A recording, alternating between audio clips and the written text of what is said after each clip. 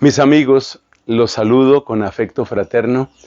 Soy Fray Nelson Medina y hoy quiero proponerles una reflexión sobre uno de esos temas que al principio uno siente como tan comunes, tan banales, tan superficiales, y resulta que es un tema que tiene implicaciones muy profundas. Vamos a hablar de las justificaciones, concretamente las justificaciones del pecador. Pero tengamos en cuenta que cuando nosotros hablamos del pecador no estamos hablando de gente por allá lejos. El pecador soy yo, el pecador eres tú, el pecador es cada uno de nosotros que precisamente por nuestras justificaciones muchas veces nos instalamos en el pecado. Así que vamos a hablar de justificaciones, ¿por qué las usamos? ¿Qué clase de justificaciones hay? ¿En dónde se instalan las justificaciones? Y sobre todo, lo más importante, ¿cómo podemos vencerlas? Hay unas cuantas recomendaciones de los grandes directores espirituales, entre ellos, por supuesto, San Ignacio de Loyola, que creo que son muy pertinentes para nuestro tema. Entonces empecemos por la pregunta básica, ¿por qué usamos justificaciones? Y hay que empezar por la realidad del pecado. El pecado es un agente agresor.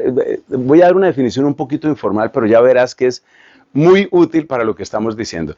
El pecado es un agente agresor, que se instala abusivamente en el corazón humano, en nuestro corazón. ¿Con qué efectos?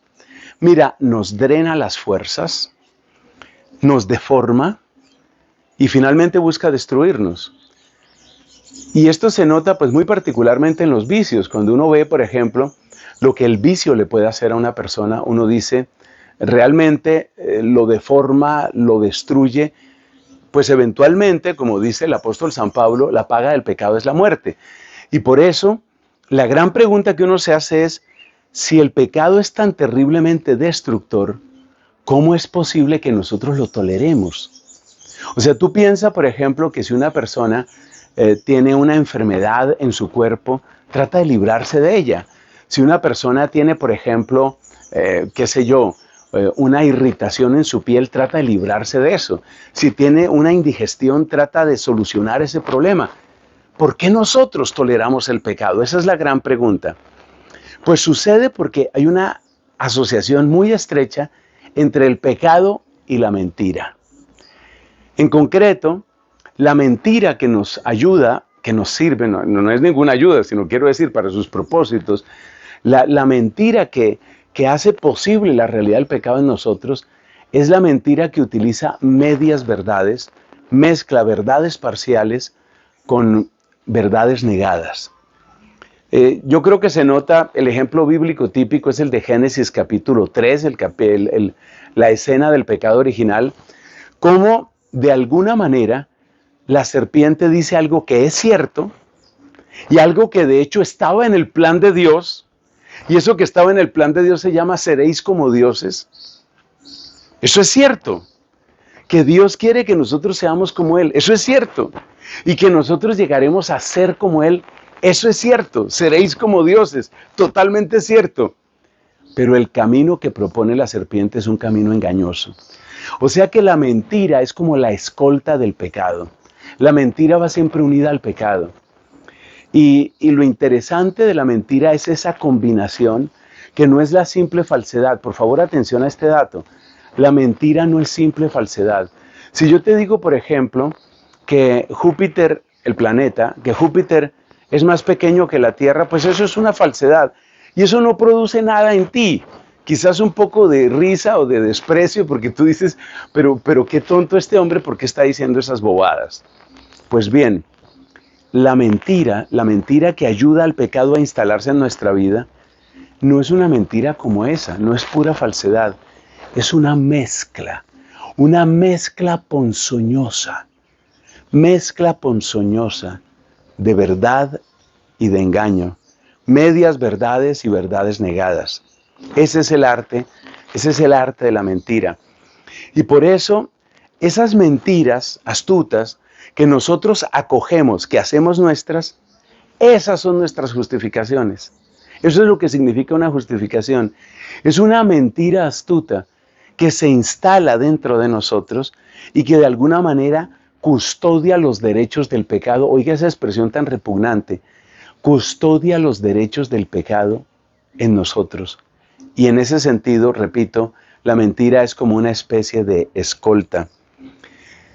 Cerremos esta primera parte recordando el gran daño que hacen las justificaciones. El gran daño de las justificaciones está en que, como he dicho, custodia los derechos del pecado, es decir, hace fuerte el pecado. Y de esa manera, pues nos encarcela en el pecado. Porque la persona que no tiene una justificación, de alguna manera tiene ante sus ojos lo mal que está viviendo. En cambio, la persona que tiene una justificación tiene como una ceguera voluntaria. Queda encarcelada en el pecado. Y lo que es peor, queda blindada contra la gracia, contra la conversión. No le interesa convertirse, porque no siente la necesidad de convertirse. Hay un pasaje impresionante en el Evangelio que nos muestra hasta dónde llega esto. Cristo dice, las prostitutas y los publicanos van delante de vosotros en el reino de Dios. Es una afirmación muy fuerte, pero Cristo nos da la razón.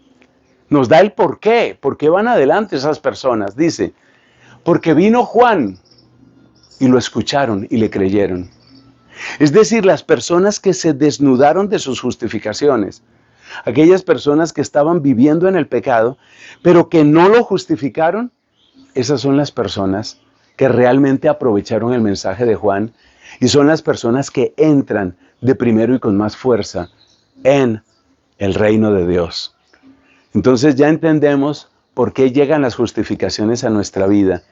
Son como mentiras que se instalan en nosotros y que traen las ventajas propias del pecado. Uno nunca pecaría si el pecado no trajera ventajas, pero el pecado trae sus ventajas. Ventajas significa que trae bienes parciales y esos bienes parciales sustentados por las verdades parciales de las que antes hablábamos, pues eso es lo que hace que uno permanezca en el pecado. Esos bienes parciales pueden ser riquezas, pueden ser placeres, puede ser prestigio. Esos bienes parciales son los que nos atrapan. Así que ya entendemos un poco cuál es el mecanismo por el que las justificaciones se meten a nuestra vida y el daño tan espantoso que hacen. Ahora viene otra dimensión de este tema, que es dónde actúan las justificaciones. Estamos haciendo como un estudio teológico de la justificación, que es muy interesante porque la palabra justificación es fundamental en la teología de San Pablo. Y básicamente lo que nos va a decir San Pablo es que el único que realmente justifica es Jesucristo. Es decir, Él es el único que nos hace justos. Nuestras justificaciones son apariencia de justicia, apariencia de que todo está bien, apariencia de que puedo vivir así, no va a pasar nada. Solo Cristo trae la verdadera justificación. Pero veamos dónde actúan las justificaciones. ¿A qué nos referimos con esta pregunta? Pues si uno dice que la justificación está soportada por una mentira, pues uno ve que la mentira necesariamente obra en nuestra inteligencia. Pero atención, es que las justificaciones obran de muchas maneras. En nuestra inteligencia, es cierto, dándonos razones parciales. Y luego vamos a estudiar un poquito cuáles son esas razones típicas. Pero las justificaciones también obran en la voluntad, autorizándonos para obrar de una manera incorrecta. Y sobre todo, adormeciendo, atenuando, anestesiando la conciencia. Finalmente, la voluntad es la que está conectada con todo nuestro aparato afectivo. Y por eso, la justificación, como una especie de cáncer que va haciendo metástasis, tiene que entrarse por todas partes y entra también en la voluntad. ¿Para qué? Para que uno adormezca su conciencia. Es muy difícil pecar con los ojos abiertos. Es muy difícil pecar dándose cuenta uno de que está causando un daño. Por eso fíjate que en ese crimen horrendo que todos detestamos, el crimen del aborto, para sostener el crimen del aborto, una de las cosas es que no se puede mostrar cómo se realiza el aborto. Porque apenas se empieza a mostrar lo que es un aborto, la gente empieza a decir, yo no sabía que eso era así.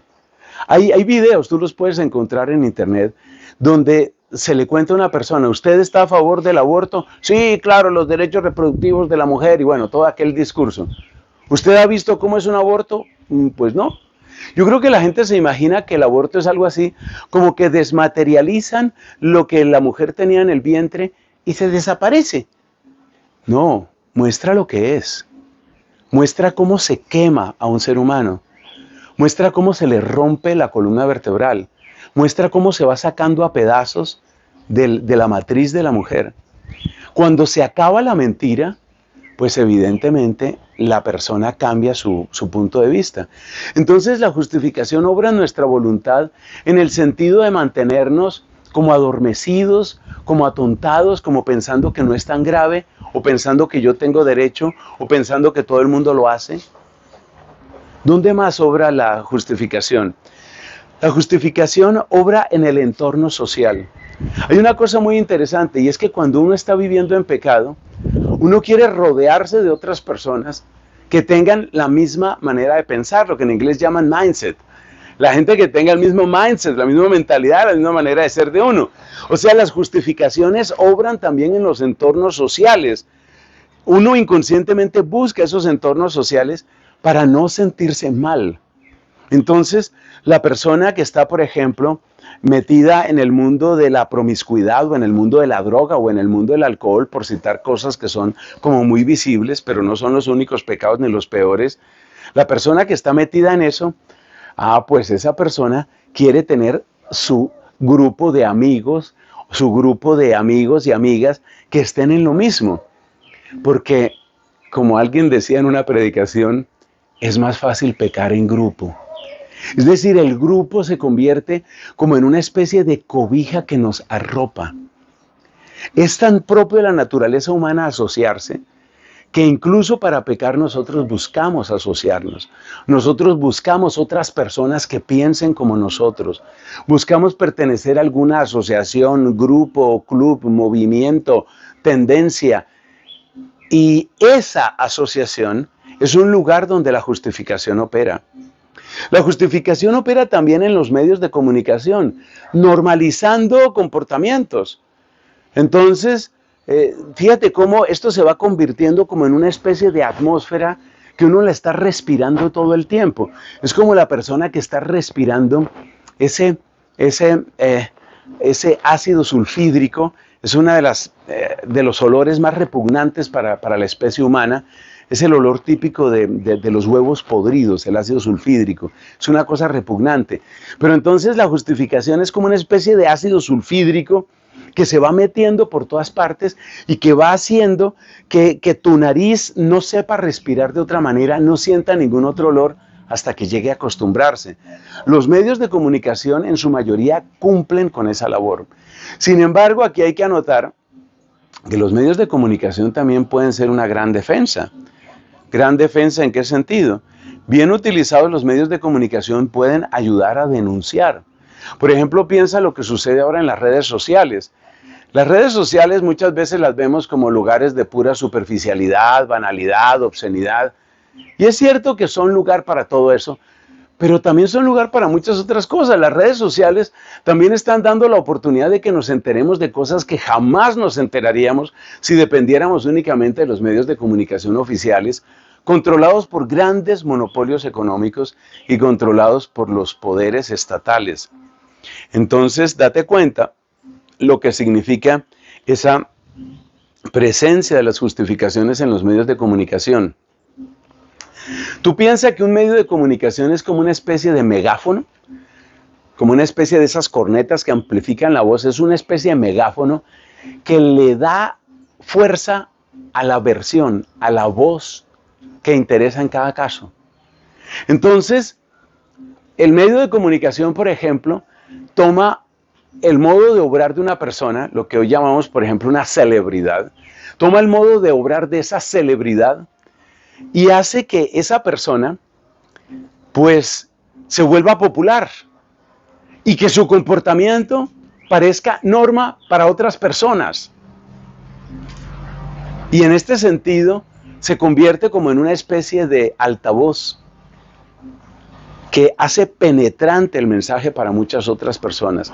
Entonces las justificaciones obran muchas veces a través de medios de comunicación. Luego hay que tener mucho cuidado con los centros mismos de poder, que entre otras cosas suelen estar detrás de los medios de comunicación. ¿Por qué? Porque los centros de poder, por decir algo, los gobiernos o las asociaciones internacionales, no solamente estandarizan los comportamientos, los hacen globales, por eso se habla de un nuevo orden mundial, no solamente los hacen globales, sino que muchas veces estos centros de poder tienen la capacidad de convertir en ilegal cualquier cosa que se oponga al comportamiento que quieren imponer.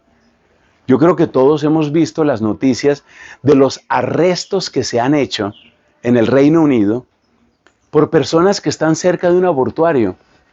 La persona no está diciendo ninguna palabra. La persona tiene su cabeza inclinada. Claramente está en una actitud de reflexión o de oración. Por orar delante de un abortuario, arrestada la persona. Arrestada por orar. ¿Quién logra eso? ¿Quién logra que se pueda arrestar a esa persona? Pues lo logra, efectivamente, el que tiene el poder. O lo que ha sucedido en Canadá, empezó en Canadá que yo supiera, pero después en muchos otros lugares. Eso de que hay que implantar la ideología de género en los niños. Y si un papá quiere oponerse, entonces interviene el Estado para decirle, usted pierde la potestad, la patria potestad. Usted no puede seguir educando a sus hijos. Usted ya no puede ser el educador de sus hijos porque usted va en contra de lo que nosotros queremos que ellos piensen. Como comentaba hace poco, lo veía precisamente en una red social, un joven laico norteamericano, él comentaba, el Estado tiene el suficiente poder para prohibir la oración en las escuelas y para imponer los shows de drag queens, estos hombres que se visten de mujeres y que les leen historias a los niños, por supuesto produciendo la normalización de ese comportamiento. Entonces fíjate el poder de los gobiernos para crear una justificación. Es decir, queda tan justificado un comportamiento que el comportamiento opuesto se convierte en delito. Eso lo logra el poder y es algo impresionante.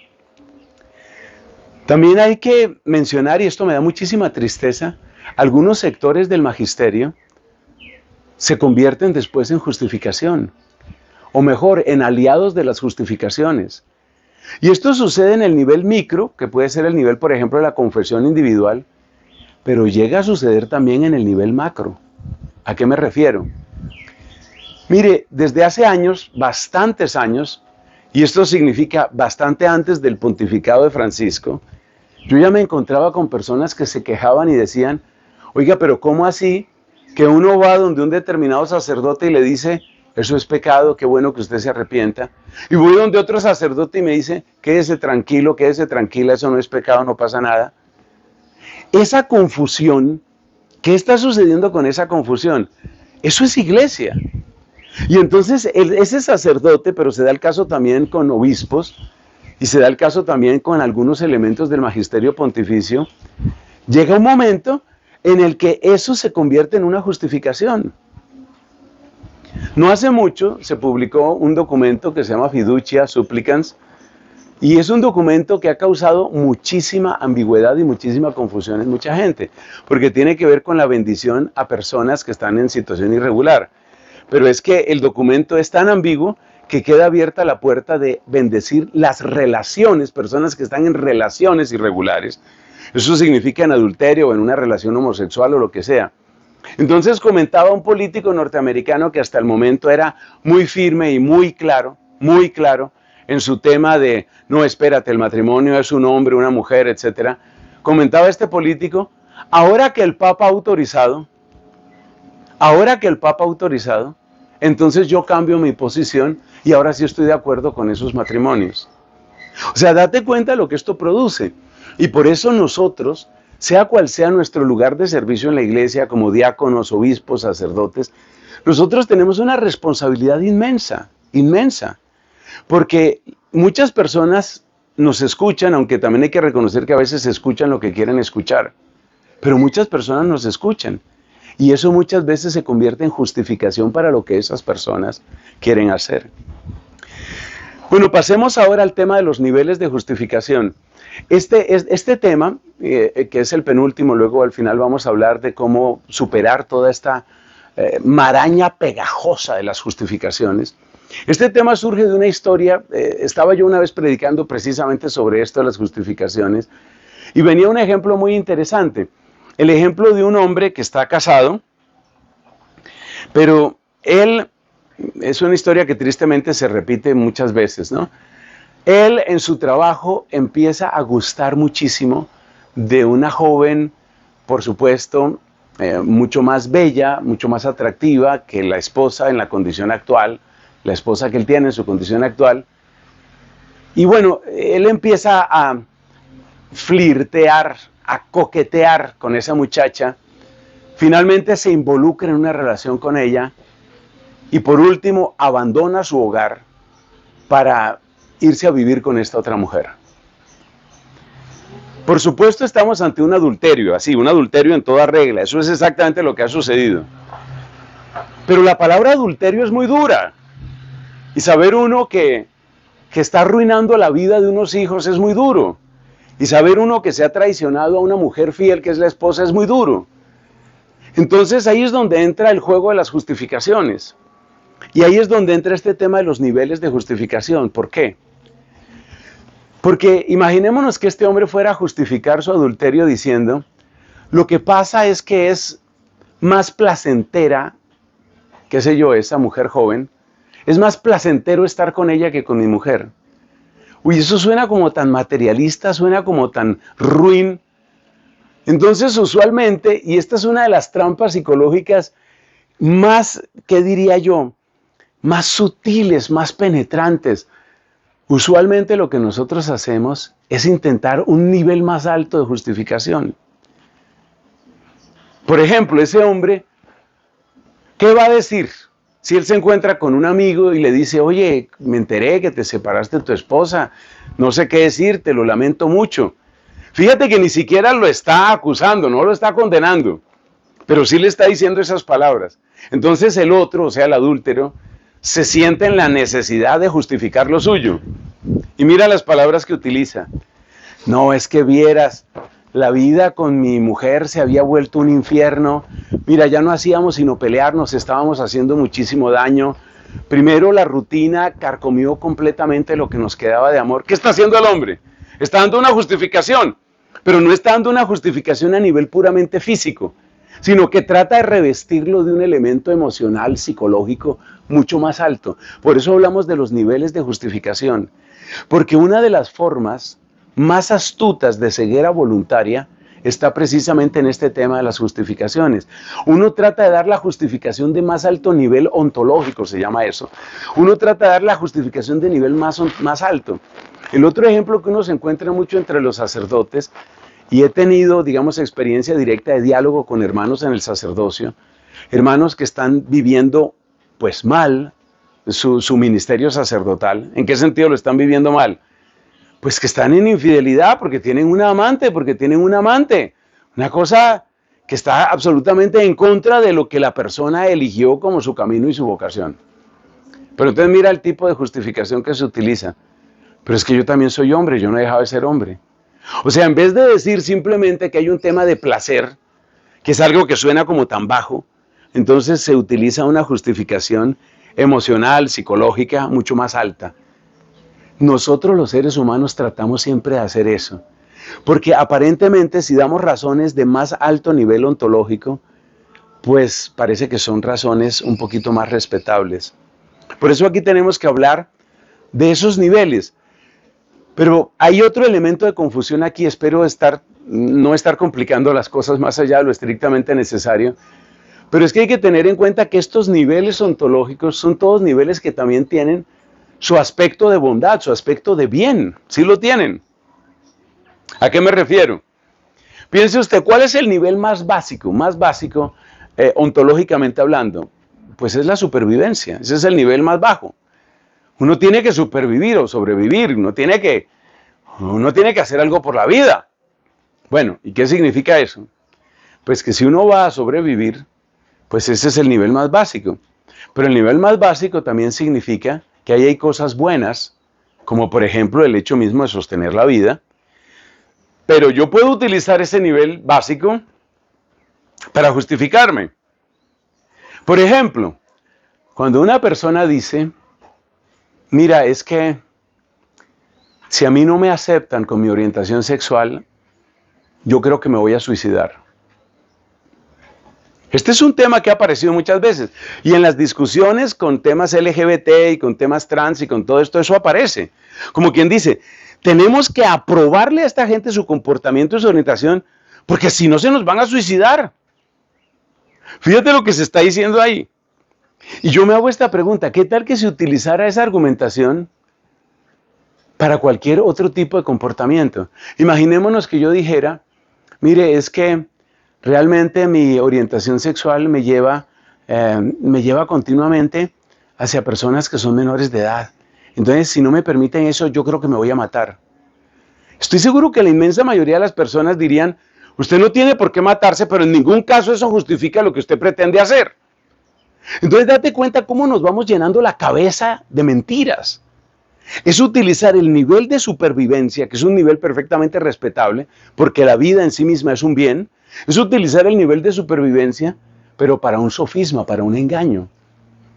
Y lo mismo sucede con todos los otros niveles que voy a mencionar, no me voy a detener mucho en esto, pero sucede lo mismo, siempre hay un bien que es respetable, que es real, un bien que finalmente proviene de nuestra condición de creación de Dios, de criaturas de Dios, pero luego es un bien que es manipulado, es un bien que es torcido, es un bien que es usado de manera astuta, pues finalmente para una justificación. Acuérdate que dijimos desde el principio, la justificación tiene estructura de mentira.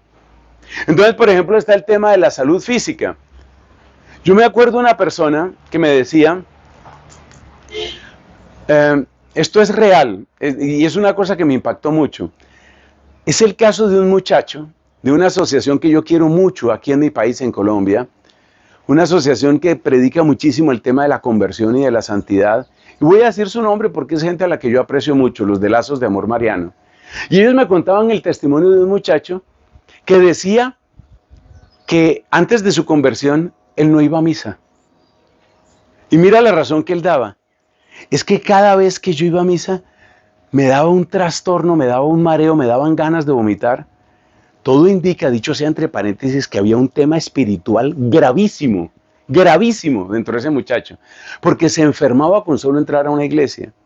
Pero fíjate que en vez de sanarse del verdadero problema, en vez de liberarse del verdadero problema, la gran solución de él era no entrar a ninguna iglesia. Gracias a Dios esa historia terminó bien en el sentido de que la persona pues abandonó el camino del pecado y ha tenido una conversión impresionante.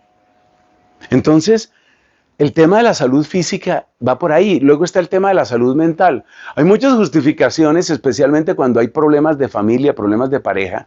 La gente utiliza muchas justificaciones con la salud mental. No, es que yo creo que yo me estoy enfermando con esto. Es que mira, es una situación que a mí me mantiene en depresión.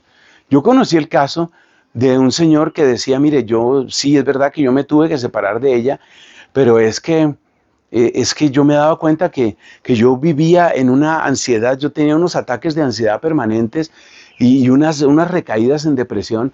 Entonces me di cuenta que tenía que separarme, pero desde que estoy con fulanita se me pasó completamente la ansiedad, cero depresión. Uno justifica las cosas. Mire este otro caso, la integridad del propio ser. La integridad del propio ser es que yo tengo derecho de conservar pues todo lo que yo soy y de desarrollarme en todas mis áreas. Y en la integridad del propio ser, esto es muy típico de las infidelidades en la vida religiosa y la vida sacerdotal. Bueno, pues es que pertenece también a mi propio ser. Yo soy un ser sexuado, entonces el desarrollo sexual, tengo que tener un desarrollo sexual y no cualquiera. Entonces, dése cuenta, ahí vienen las justificaciones. El tema de los derechos humanos, que sucede, o sea, los derechos humanos estamos de acuerdo en que son una conquista bien importante de la humanidad, pues hay que saberlos entender, porque ya se está torciendo el tema de los derechos humanos, por ejemplo, en la ONU. Pero, bien entendido, el tema de los derechos humanos es algo en lo que todos estaremos de acuerdo. Perfecto, totalmente de acuerdo. Pero mire lo que pasó en una comunidad religiosa que yo conozco bastante bien. Un religioso tenía una responsabilidad en una institución educativa y se adueñó del puesto y no quería dejar el puesto. Es decir, ni las leyes estatutarias internas de la institución, ni mucho menos la legislación propia de esa comunidad religiosa le autorizaba a permanecer ahí. Pero el tipo agarrado a eso. Finalmente eso se puso pero muy feo, un problema muy feo, problema de comunidad religiosa. El hombre finalmente se salió, no se hizo proceso de expulsión, pero en la práctica se salió, o sea, fugitivo, abandonó. Pero desde fuera denuncia a la comunidad religiosa por tema de derechos humanos. A mí no me han pagado tales y tales cosas, estoy siendo vulnerado en mis derechos. Y como ustedes saben que en todas partes hay abogados que se prestan para casi cualquier cosa, ese fue un lío tremendo en esa comunidad. El tema de los derechos humanos es una cosa que es muy válida, quiero decir, pero que se utiliza muchas veces de una manera torcida. Los últimos dos que voy a mencionar son la realización personal y la felicidad. Y estos hoy sirven para casi cualquier cosa.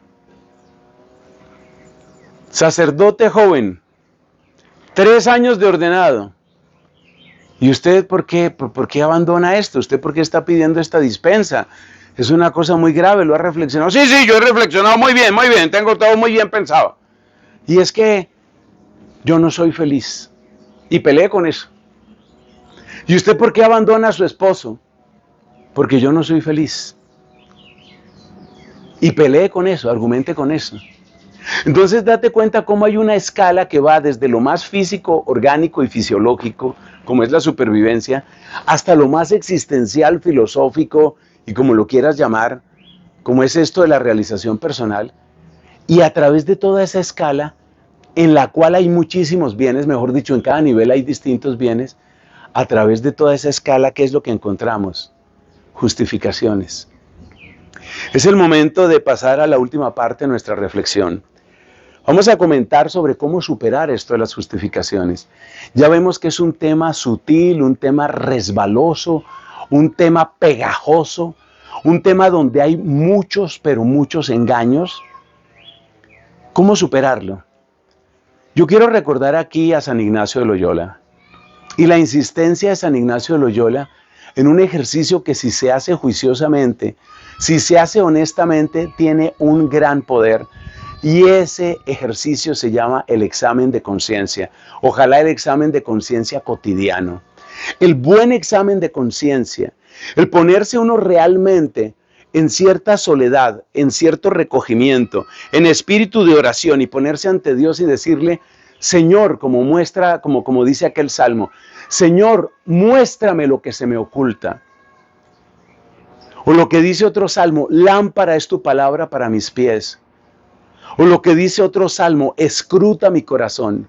Mire, hay que amar la verdad, hay que amar la verdad, hay que apasionarse por la verdad, hay que buscar la verdad. Y si nosotros buscamos la verdad de nuestro propio corazón, la verdad de lo que nosotros somos, entonces nosotros podemos encontrar ciertamente esa verdad. Creo que en ninguna otra parte es tan cierto lo que nos dice nuestro Señor Jesucristo. El que busca, encuentra. Esta enseñanza de San Ignacio de Loyola es clave, el examen de conciencia. Es necesario examinarse uno. Y esta es la razón por la que hacen tanto bien los retiros espirituales. Esta es la razón por la que el silencio, la oración, la buena consejería, pues son instrumentos preciosos de la gracia divina para romper ese hechizo perverso, ese hechizo maldito de las justificaciones. Buenos exámenes de conciencia, hay que empezar por ahí. Pero por supuesto hay otros elementos que también nos ayudan. Por ejemplo, la oración, no solamente cuando examinamos nuestra conciencia. La oración, sobre todo la oración con la palabra de Dios. La palabra de Dios tiene poder, la palabra de Dios es capaz de iluminarnos. los sacramentos, el sacramento de la confesión, la buena formación de la conciencia, un poco lo que estamos intentando en una predicación como esta. Yo estoy seguro que una persona que escucha con atención una predicación como esta, algo le queda una inquietud, le queda un llamado, le queda una preocupación. Y por supuesto, es muy importante dentro de este camino un cierto acompañamiento, pero hay que tener en cuenta que sea una buena dirección espiritual. Cuidado con buscar a aquel director espiritual o a aquel sacerdote que me va a decir, todo está bien, no te preocupes. Mira, yo quisiera, con el poder de una oración, yo quisiera que en todo el mundo se infundiera un espíritu de alergia a ese tipo de sacerdote, a ese tipo de director. Y yo los invito a todos a que tengan esa conciencia. El sacerdote permisivo, el que me aprueba, el que me aplaude, el que me dice que no hay problema, no. No se nos olvide que hay una cierta mentira que se ha instalado mucho, que es la mentira de la falsa misericordia. Cuidado con eso. La misericordia es don precioso de Dios. En cierto sentido, la misericordia, como varios han dicho, es como el nuevo nombre de Dios. En realidad es el nombre antiguo, porque desde el principio, en el Antiguo Testamento, Él se manifiesta como el fiel y misericordioso. Eso es totalmente real. Pero yo te digo una cosa, ese don tan precioso no podemos dejar que se ensucie, que se perturbe. La única misericordia que es real es la que me llama a la conversión, la formación y la santidad. La misericordia que no me llama a conversión es una trampa. Y ya sabemos que tramposo no es Dios. La misericordia que no me llama a crecimiento en la virtud y desechar el vicio, no es de Dios. Esa misericordia es contraria a Dios. La misericordia que no me llama finalmente al heroísmo, a la santidad, a la cruz, no es de Dios. Entonces yo debo tener esa conciencia a la hora de buscar qué leo, a qué videos me acerco, cuál sacerdote puede ser mi director espiritual. Para responder a esas preguntas, yo necesito tener claro cuál es la verdadera misericordia. Y si nosotros nos mantenemos en esa actitud de búsqueda de la verdad, vamos desechando nuestras justificaciones. Sigamos el camino que finalmente nos muestra el rey David en el Salmo 51. Contra ti solo pequé, cometí la maldad que aborreces. En la sentencia tendrás razón, en el juicio brillará tu rectitud. Esa es la actitud correcta, esa es la actitud del que se desnuda, del que deja toda justificación, precisamente para permitir, como ya lo enunciamos con San Pablo, para permitir que sea Dios el que se convierta en el cambio de mi vida, en mi verdadera justificación. Es decir, el que me ajuste a su plan que es perfecto, que es santo, que es bello. Gloria al Padre y al Hijo y al Espíritu Santo, como era en el principio, ahora y siempre, por los siglos de los siglos. Amén.